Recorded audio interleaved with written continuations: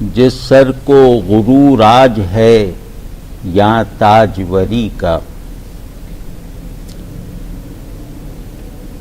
کل اس پہ یہیں شور ہے پھر نوحہ گری کا۔ اس شعر کا مضمون بہت زیادہ روایتی ہے، مطلب مضمون میں خلاقی نہیں ہے۔ اس شعر کی خوبی یہ ہے کہ یہ زندگی اور موت کے بارے میں کسی تہذیب کے اندر ایک تصور اور ایک احساس ڈیولپ کر جاتا ہے۔ تو ہماری تہذیب میں مرگ و فعلیت تو اس حیات دنیاوی میں ہے، لیکن ہمارے وجود کی حقیقت اور معنویت موت کا پل پار کر کے منکشف ہوگی۔ تو ہم اپنے وجود کے دو فیزز سے گزرنے کے پابند ہیں، ایک عارضی یا بایو فیز اور ایک ابدی اور حقیقی فیز۔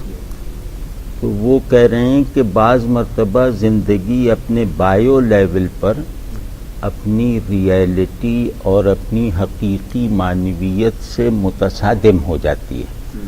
تو جو لوگ اس تصادم میں غلط فریق کا انتخاب کرتے ہیں وہ ایک ایٹرنل ٹریجڈی کا ہدف بن جاتی ہیں۔ واضح ہے نا؟ تو جیسے ایرسٹوٹیلین ٹریجڈی کی اساس کیا ہے کہ بڑے آدمی کے فیصلے کی غلطی، یہ ٹریجڈی ہے۔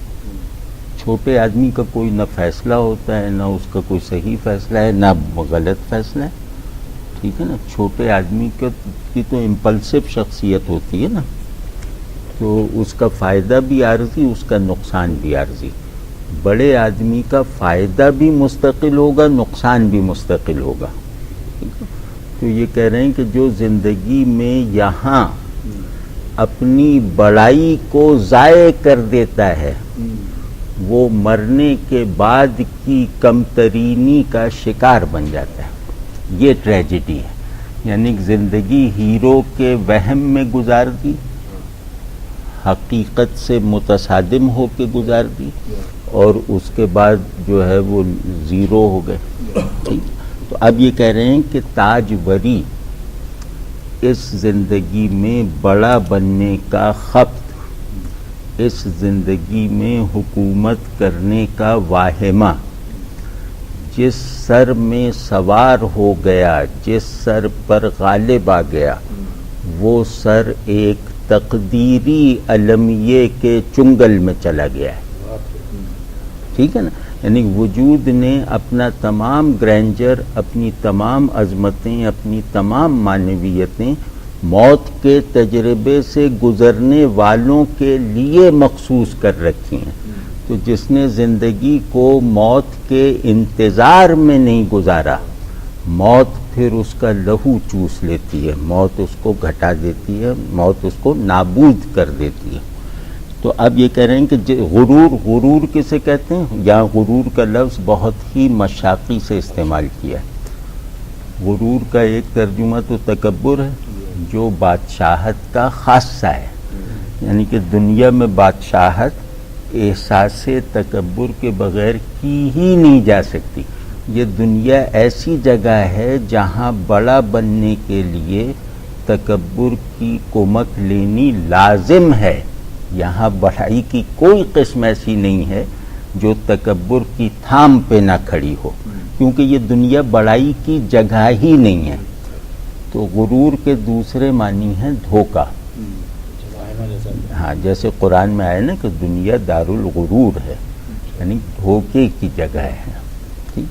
تو اب ان دونوں کو ملا کے آپ دیکھ لیجئے کہ یہاں بڑائی کا جو بھی تصور ہے وہ دراصل دھوکہ ہے، اس کی کوئی حقیقت ہی نہیں ہے، کیونکہ یہ دنیا جس سبسٹنس سے بنی ہے اس سبسٹنس میں بڑائی کا کوئی جوہر رکھا ہی نہیں گیا ہے۔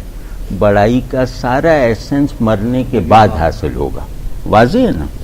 تو اب یہ کہہ رہے ہیں کہ آج جو بادشاہی کے وہم میں بڑا بنا ہوا تھا، کل اسی سر پہ نوحہ گری کا شور ہوگا، یعنی نوحہ کرنے والے لوگ اس سے کمتر ہوں گے، لیکن یہ کہ اس کی حالت دیکھ کر، اس کی بڑائی کا حشر دیکھ کر چھوٹے لوگ بھی سبق حاصل کریں گے۔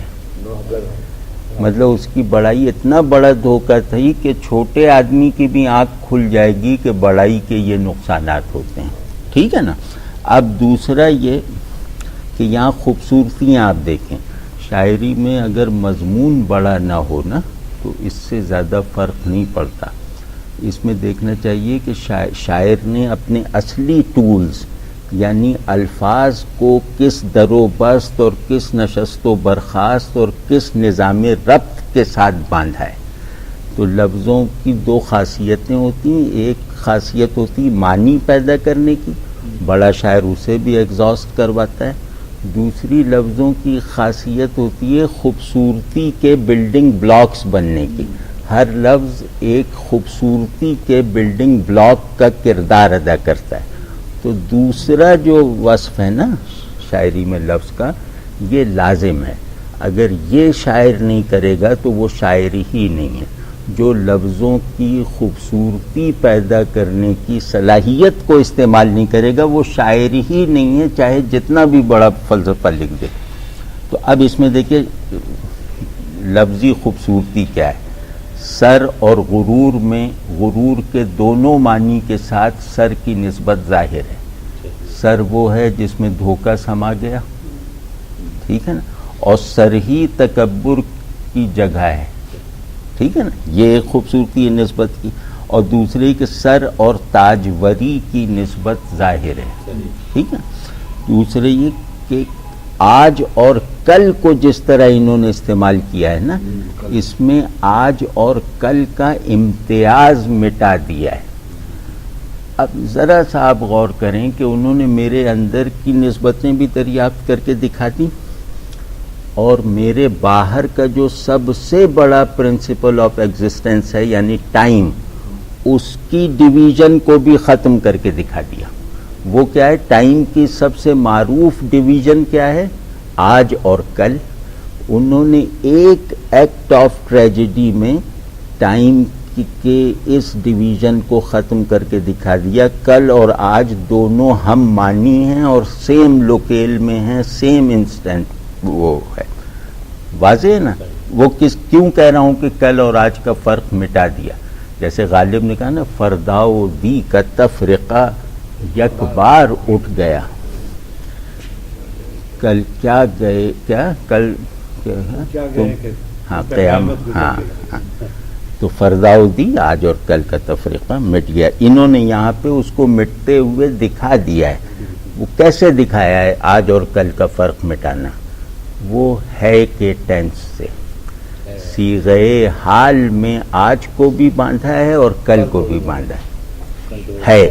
آج ہے، کل ہے، کل اس پہ یہی شور ہے پھر نوحہ گری کا۔ واضح ہے نا؟ تو یہ اور غرور اور نوحہ گری میں ایک رعایت ہے۔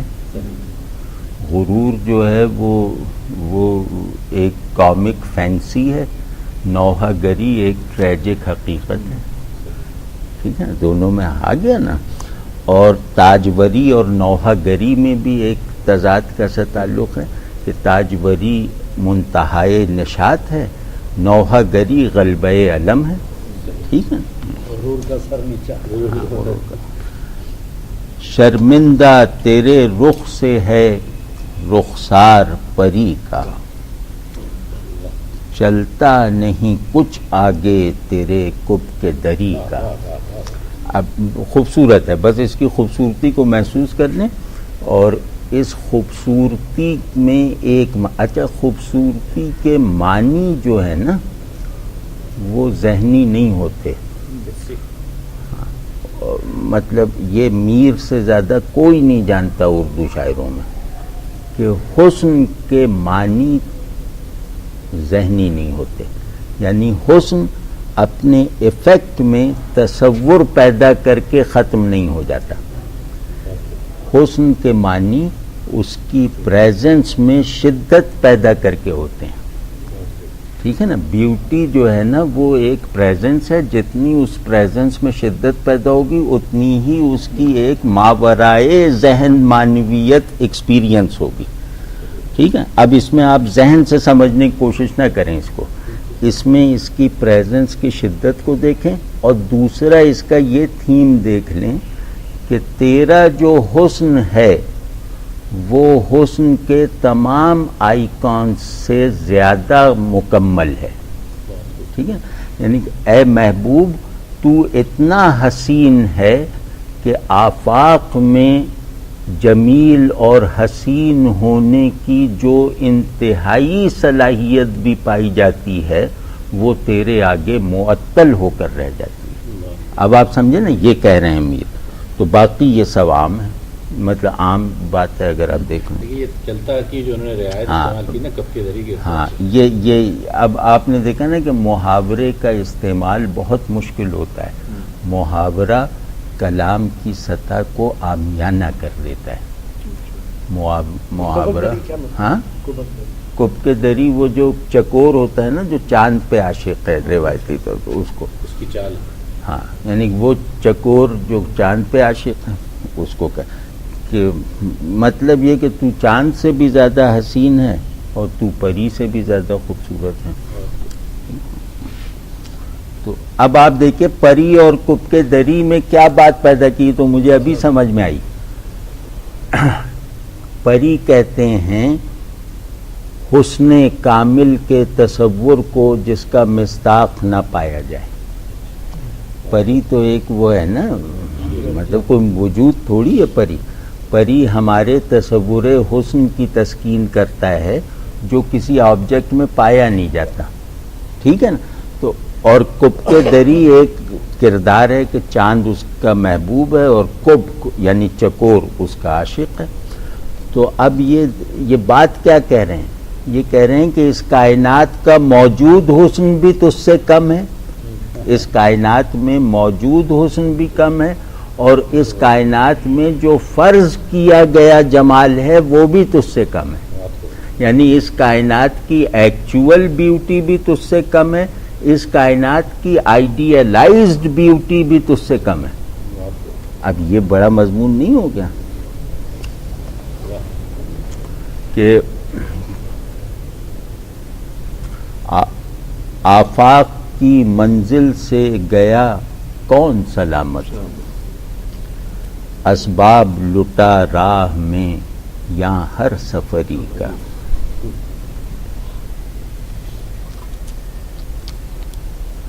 اس میں یہ ذرا بہت ہی کنونشنل شعر ہے. شعر اچھا ہے، سمجھنے کی کوئی خاص چیز اس میں نہیں ہے. اس میں بس اس کی میر کا کہا ہوا ہے، لہذا اس میں کچھ تکنیکی باریکیاں اور فنی محاسن ضرور ہیں. وہ ہے آفاق کی منزل. منزل کسے کہتے ہیں؟ نہیں یار، پہنچ جانے کا منزل. یہی تو ٹرک ہوتی ہے بڑے شاعر کی کہ وہ آپ کو دھوکے میں ڈال دیتا ہے. ہاں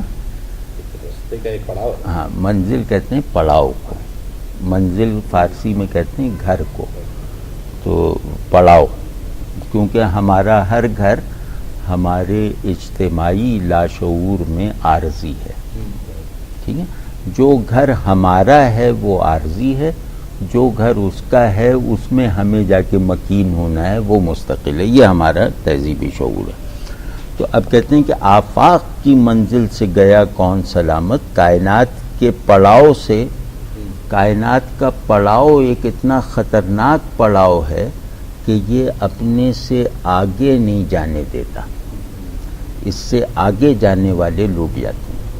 ٹھیک ہے نا. بس یہ اس کا مطلب ہے. اسباب لٹا راہ میں یہاں ہر سفری کا. سفری یہاں پر خوبصورت ہے. سفری مسافر کے معنی میں اردو میں کم استعمال ہوا ہے، اور میری یادداشت کے مطابق سفری کو مسافر کے معنی میں باندھنے کا آغاز میر نے کیا ہے. تو اب آپ دیکھیں نا کہ ایک بڑا شاعر ہے، وہ آپ کو نئے معنی بھی دیتا ہے اور نئے الفاظ بھی دیتا ہے. زندہ میں بھی شورش نہ گئی اپنے جنوں کی، اب سنگ مداوا ہے اس آشفتہ سری کا. یہ بہت خوبصورت شعر ہے.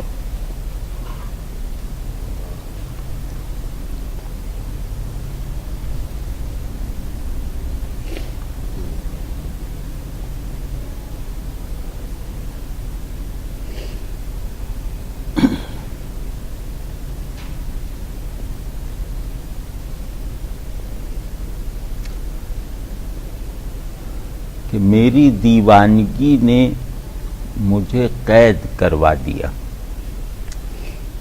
مجھے قید کرنے والوں کو یہ امید تھی کہ یہ زندہ میں جا کر ایک محدود کوٹھری میں رہ کر عشق کے اسباب پیدا کرنے والے ماحول سے نکل کر یہ شاید روح بصحت ہو جائے، مطلب اس کی یہ دیوانگی زائل ہو جائے. تو لیکن پتہ یہ چلا کہ زندہ میں بھی میرے جنوں کی جو شورش اور آشوب تھا وہ کم نہ ہوا. تو اب یہ طے پایا کہ جس سر کو ہم نے اس کے عشق خیز ماحول سے کاٹ کے محبوس کیا تھا، اس سر پہ ہماری اس تدبیر کا کوئی اثر نہیں ہوا، لہٰذا اب اس سر ہی کو پھوڑ دینا چاہیے تاکہ اس میں جو کچھ جنوں جمع ہو گیا ہے وہ نکل جائے. یہ ہے اس کا وہ. اور اس میں مطلب ایک کمال کی چیز ہے جو شاید بیان میں مشکل سے آئے.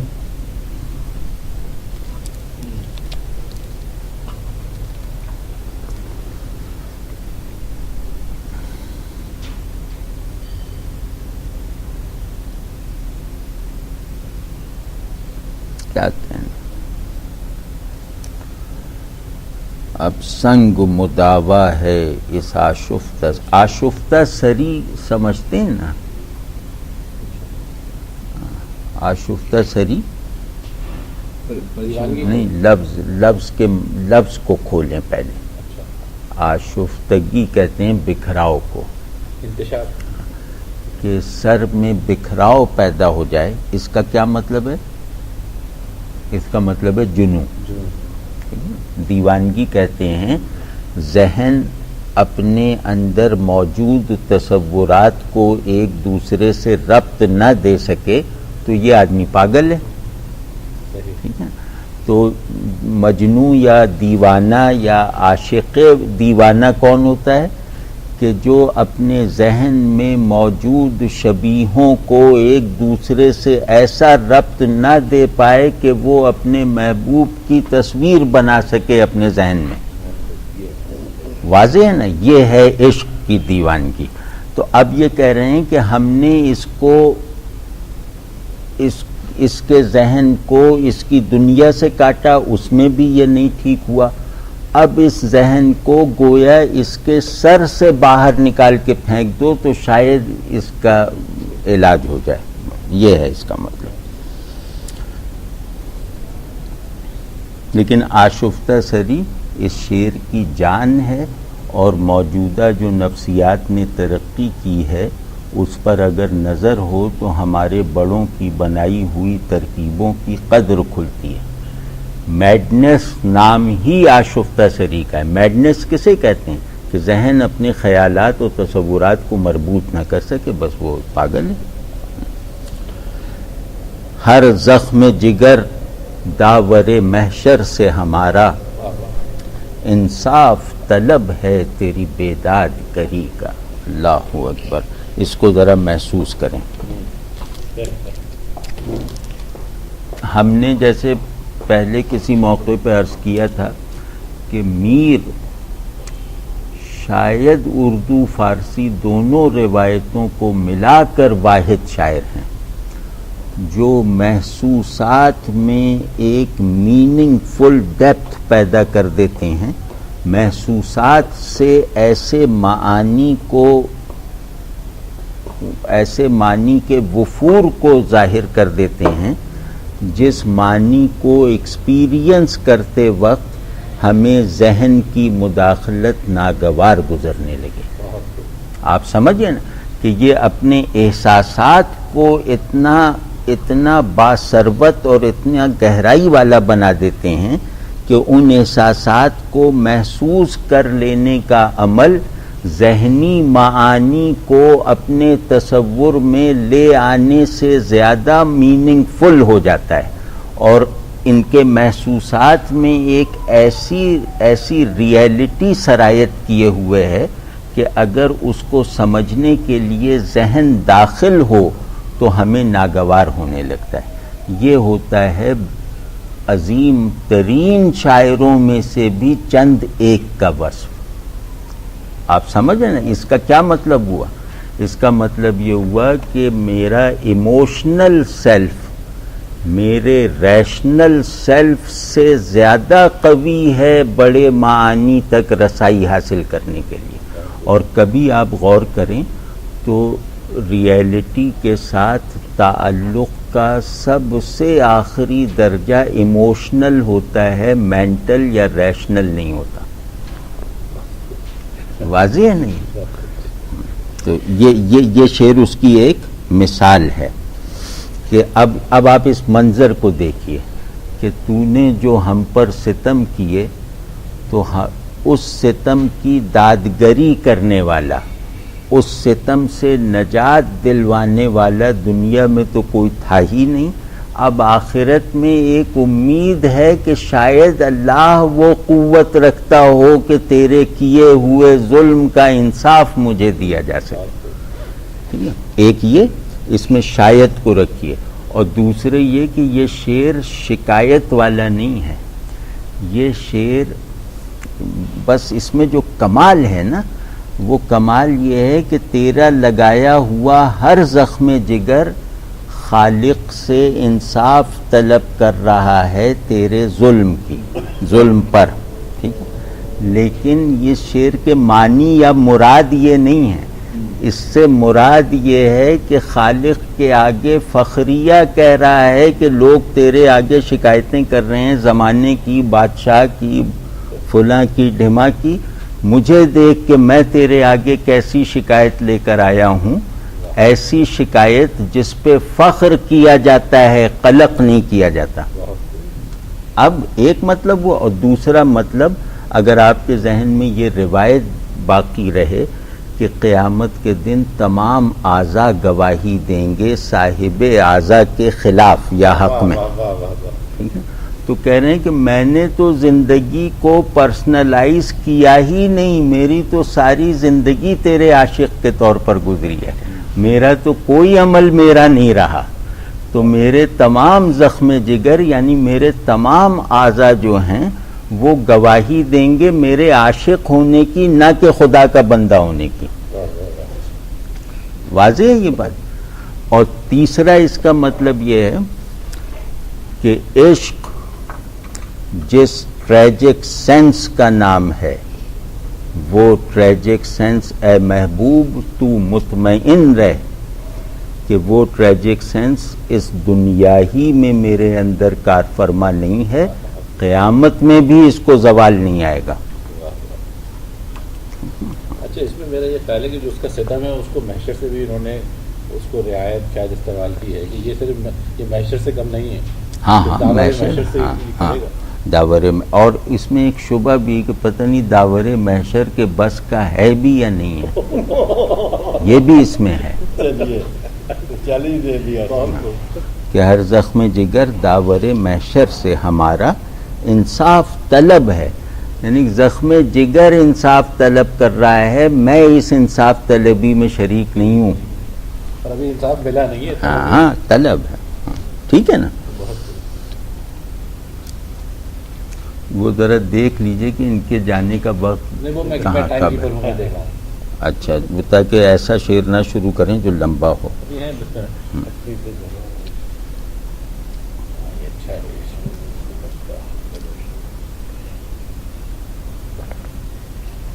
شعر کے بعد آپ کو پانی کی ضرورت ہاں پہلے ہی محسوس ہو گئی تو بعد میں تو بہت ہی ہوگی. یہ اس غزل کے دو بہترین اشعار میں سے ایک ہے کہ اپنی تو جہاں آنکھ لڑی پھر وہیں دیکھو، آئینے کو لپکا ہے پریشان نظری کا. سبحان اللہ سبحان. دقیق ہے کیا دقیق ہے دقیق ہے، بہت دقیق، دقیق بھی ہے اور بہت مکمل ہے. مطلب چیز ایک دم پوری تکمیل کے ساتھ سامنے آ جائے نا تو وہ اپنے اندر داخل ہونے کی اوپننگ نہیں دیتی. جیسے گنبد ہے نا تو اس کا کوئی دروازہ نہیں ہے، جہاں سے چاہے داخل ہو جاؤ اور جہاں سے داخل ہوگے وہ بند ملے گا. تو اس طرح کا ہے یہ کہ موازنہ کر رہے ہیں اپنا اور آئینے کا. یہ دو کیریکٹرز ایک دوسرے کے موازنے اور مقابلے میں ہیں. یہ کیوں ایک دوسرے کا موازنہ کیا جا رہا ہے؟ عاشق اور آئینے کے موازنے کا تک کیا ہے؟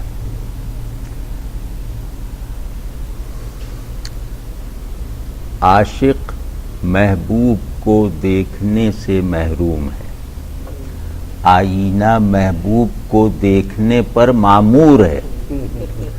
آئینے کا سبب وجود دید محبوب ہے اور عاشق کی بنائے وجود فراق محبوب ہے. ٹھیک ہے نا؟ تو اب یہ موازنہ ہو رہا ہے ایک انتہائی قریب اور ایک دور کردار کا، جن کا سینٹرل وہ مقصود ایک ہے، یعنی محبوب. ٹھیک ہے نا؟ تو آئینہ محبوب سے انتہائی قرب رکھتا ہے، عاشق محبوب سے دوری میں مبتلا ہے. تو اب محبوب کو سنا رہے ہیں کہ کبھی ہمیں بھی اپنے اوپر نظر کھولنے کا موقع دیا ہوتا. اس آئینے کا کیا ہے؟ یہ جیسا تجھے دکھا رہا ہے ویسے ہی تیرے پیچھے دیوار کو دکھا رہا ہے. اس کو جس رخ پہ بھی رکھ دو اسی کو منعکس کرنے لگے گا. مطلب ہاں، اس کا کوئی ذوق دید، اس کا کوئی اختیار دید، اس کا کوئی جذبہ دید ہے ہی نہیں. یہ ہر منظر کا تابع محمل ہے. تو تم نے اس بے وقوف کو اپنا اتنا قرب دے رکھا ہے جس کو دیکھنا بھی نہیں آتا. ٹھیک ہے نا؟ تو اب کہہ رہے ہیں کہ اپنے مقربین کو بدلو اور جن کو اپنے سے دور کر رکھا ہے انہیں آئینے کی جگہ پہ لاؤ، اور کبھی ہمیں بھی ہماری آنکھوں کو اپنے اوپر کھلنے کا موقع دو، تب تمہیں معلوم ہوگا کہ میری یعنی عاشق کی آنکھ میں تمہارے جمال کی انسین گہرائیاں کیا کیا ہیں جو آئینہ تمہیں دکھانے سے قاصر رہ گیا تھا. میری آنکھ کو کھلنے دو تو تمہیں اپنا محبوب ہونا، اپنا حسین ہونا خود تمہارے تجربے میں اور سمجھ میں آ جائے گا. ٹھیک ہے نا؟ یہ تو اب اس میں جو لفظی خوبی ہیں وہ تو بہت ہی کمال کی ہیں. اپنی تو جہاں آنکھ لڑی پھر وہیں دیکھو. پھر وہیں دیکھو کا فریز اردو میں اس طرح میر کے علاوہ کوئی لکھ ہی نہیں سکتا. آپ دیکھیں نا کیسا جرک دیا ہے کہ یہ ایک روانی اپنی تو جہاں آنکھ لڑی، یعنی ہم نے تو جس کو بھی محبت کی نظر سے دیکھ لیا پھر اسی کو اپنا مطلوب نظر بنا کر اسی رخ پہ آنکھوں کو گاڑے رکھا، اسی کی دید کو آنکھوں کی متاع بینائی بنا لیا. ٹھیک ہے نا؟ تو اور کسی کو دیکھا ہی، اے محبوب ہم نے تجھے ایسا دیکھا کہ سب کچھ اندیکھا ہو گیا. یہ ہے اس مصرے کا مطلب. تو کہہ رہے ہیں کہ ہماری تو عادت ہی یہ ہے کہ جس کو ایک بار محبت سے دیکھ لیا نا تو پھر وہیں دیکھو، یہ گویا ہماری تقدیر بن جاتا ہے.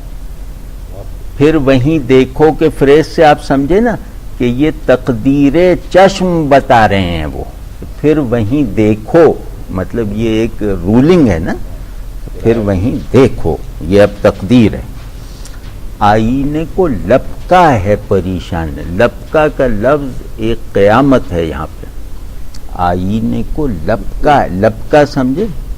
لپکا لپکنے کی بھی چیز. ہاں لپکا مطلب جوش، وہ جنون، لگن، ہاں لپکا جوش، طبیعت کا جوش. اب یہ شعلے کی اس سے بھی ہے. ہاں اور لپکا شعلے کا بھی، شعلے کو لپکا، شعلے کا لپکا یا شعلے کو خود لپکا اسی لیے کہتے ہیں کہ اس میں ایک اٹھان ہے. ٹھیک ہے؟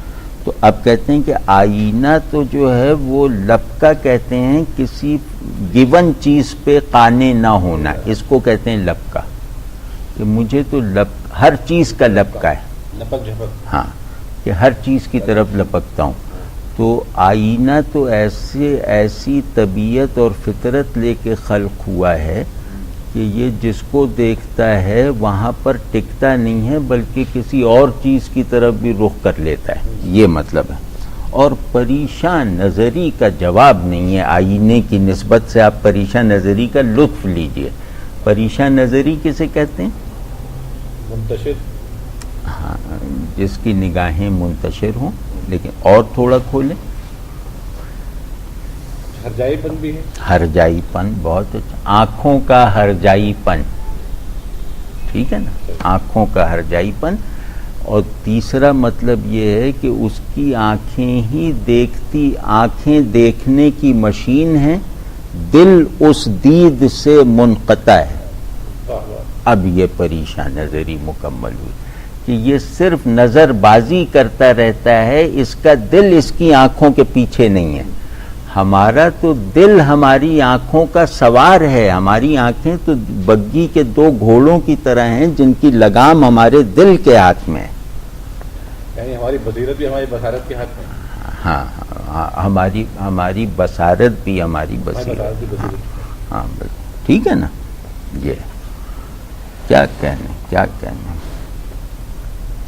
صد موسم گل ہم کو تہے بال ہی گزرے.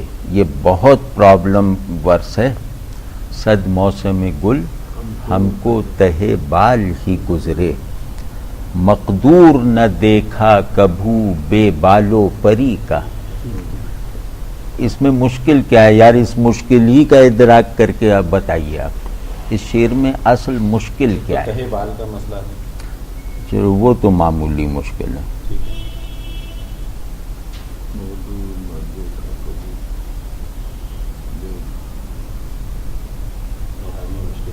دوسرا مصرع مار رہا ہے بے پالو بے پالو پری کا.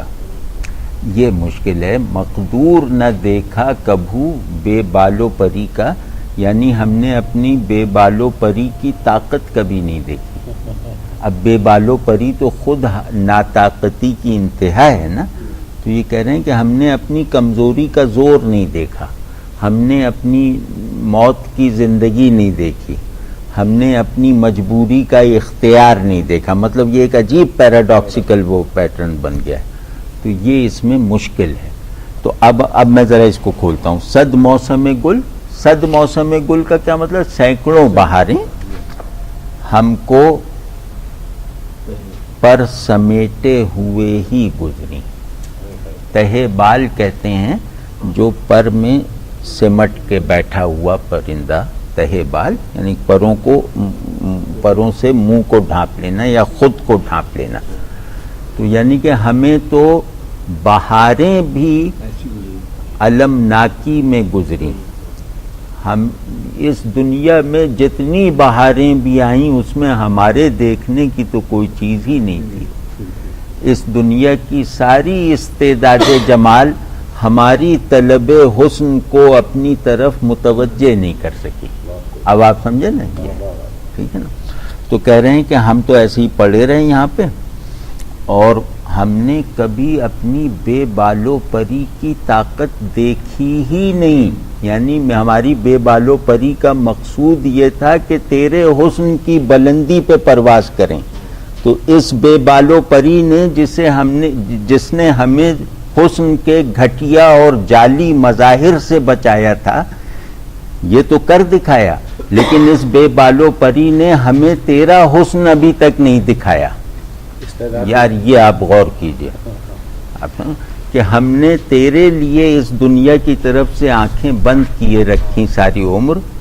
یہ تو ہو گیا کہ یہ دنیا ہمارے دل میں نہ آ سکی، لیکن اے محبوب تیرے لیے ہم نے تیرے دیکھنے کی مشق کے لیے ہم نے دنیا کو نہ دیکھنا سیکھا تھا، تو ہم نے دنیا کو نہ دیکھنے میں تو کامیابی حاصل کر لی، مگر تیرا دیکھنا بھی میسر نہ آیا۔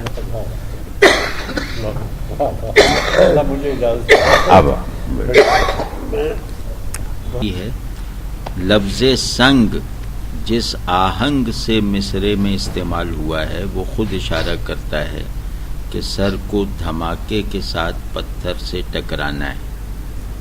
مزید لطف یہ کہ شورش جنوں کا جو علاج تجویز کیا وہ خود علامت ہے جنوں کی شدت کی۔ ایسے ہی وہ جو ہے مقدور نہ دیکھا کہاں ہے، صد محائز یعنی آئینے کو لپکا ہے۔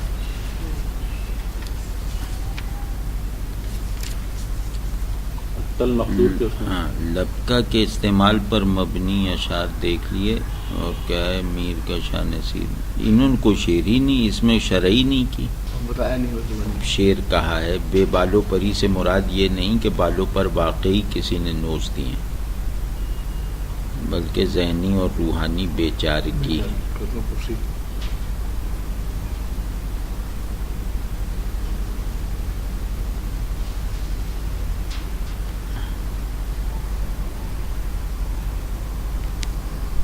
بازوؤں میں سر چھپائے ہوئے بہتر معلوم ہوتے ہیں۔ بے بالو پری کا مقدور نہ دیکھ سکنے سے مراد یہی معلوم ہوتی ہے کہ خود کو بے بالوں پر سمجھا،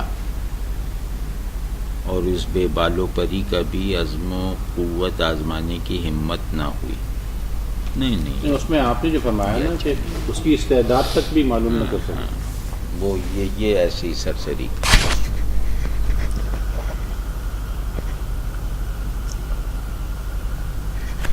اس کے کچھ شعر کر لیتے ہیں۔ ایک شعر جو ہے نا، ہاں دیکھتے ہیں ابھی، کر دوں اس کو؟ جی ہاں۔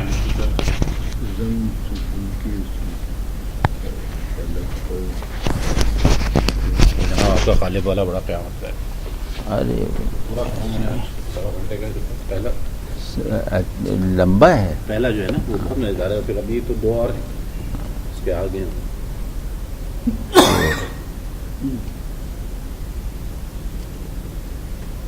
اس رنگ سے چمکے ہے پلک پر کہ کہے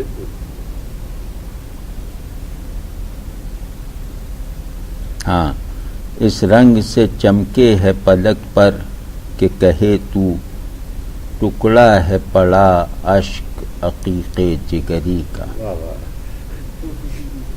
نہیں، ٹکڑا ہے بڑا، بڑا ہے۔ اس میں کیا لکھا ہوا ہے؟ بڑا ٹکڑا ہے میرا عشق عقیق جگری،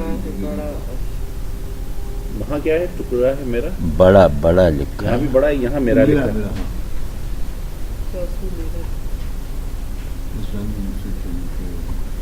ٹکڑا ہے بڑا